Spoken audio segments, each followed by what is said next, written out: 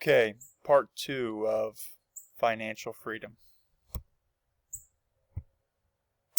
Small disclaimer once again, not a financial advisor. Take that into account as we go. So, part 2, budgeting. Part 1, we learned about how to think about different ways to make money. Part 2, how do we take this money and make sure that we get to use it and are aware of where it's going and how we're using it. Hope you're enjoying my backyard, by the way. Okay, 3 simple ideas we're going to focus on today.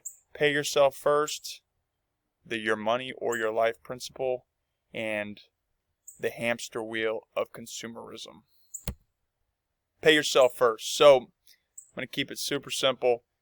When you get paid, whether it's you owning your own business or you get a job and you have income, you take your paycheck and you eliminate part of your paycheck right then and there and invest, save, or put that towards your existing debt. So if you are making a little bit less than you'd want to make at this point in your career, 10 to 20%, no matter what, right out the gate, and you learn to live off the remaining amount of that.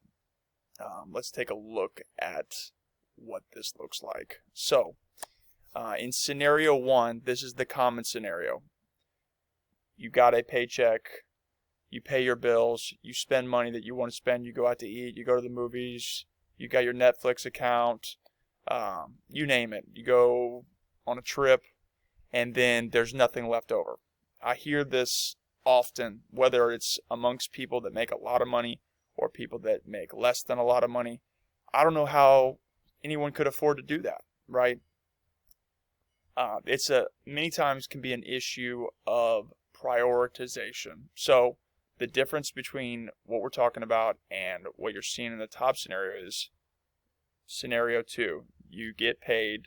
The minute you get paid, you take that money, a percent of that money out of your paycheck right then and there, and move it to your investment account, your bank account, or your loans.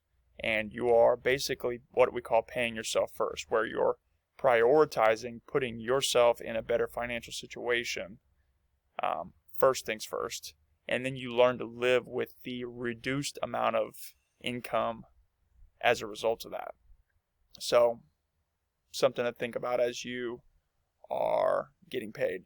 Here's a simple rule some people go by, the 50-30-20 rule. If you look over there on the right, 50% of their income is their needs-based costs, 30% their wants, 20% savings or investing is what I would prioritize. But the 20% would go right at the gate, and then you would relegate the remaining 80% on the needs and the wants as they come up. So, one thing to think about there, paying yourself first.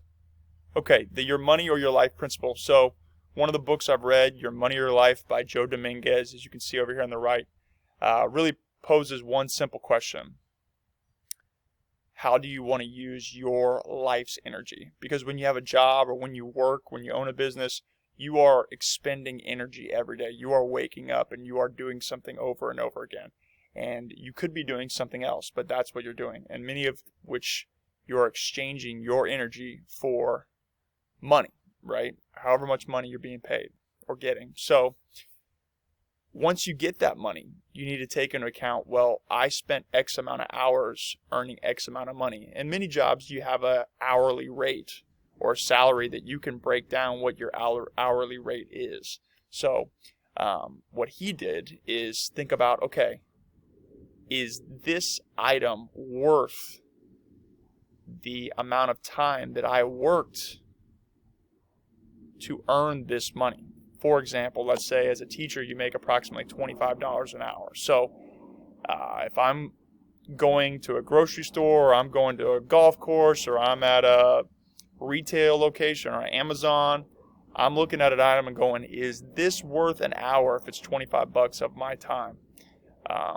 That's an easy way to think about things and to decide whether it's something you really want to get or something that's just a waste of your money and you don't think it's really worth it to you. So that's an easy way to think about things, to maybe limit some of your spending on things that you don't really care about, and to make sure that what you're buying is stuff that you actually value and appreciate, and you're willing to say, okay, yes, that work was worth this purchase.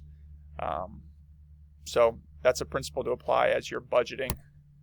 And then finally, being aware of consumerism. Since we've been children here in the United States, we've been trained to buy stuff. Commercials, ads, TV, our friends, the people around us. The whole culture is driven by capitalism and consumerism, which I'm not saying is a bad thing. There's a lot of positives to having great stuff all around you can buy.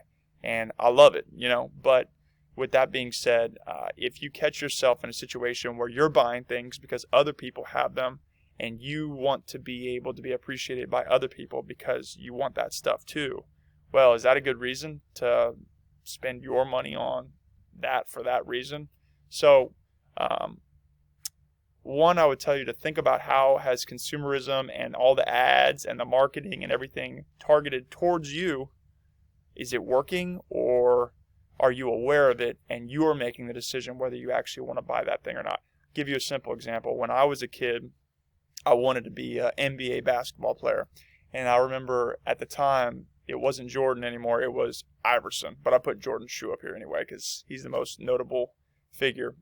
But the Iverson brand basically said, hey, if you got this shoe, you're going to be able to run and jump and dunk and do things like Allen Iverson. And I believed it. The minute I got the shoe, I was like, am I going to be feeling better, right? And I think the more you get the shoes and the more you buy the things, you realize it's not the shoe. It's either going to be you, or you either got it or you don't. You're either going to work for it or you don't have it. You're going to be fit or you're not going to be fit. But the outfit's not going to make you fit. The shoe's not going to make you jump higher. So I would ask yourself two questions, two things, and a few other things if as you're thinking about it. Do I need this? Or have I been tricked into thinking I need this? And why do I want this? Do I want this because I'm going to be happier and enjoy having this product or this experience, or because I want someone else to appreciate me, or, some validation from this thing? And are you really going to get validation because you have that thing? So that's a question I would ask yourself as you are using your precious commodity money and spending it.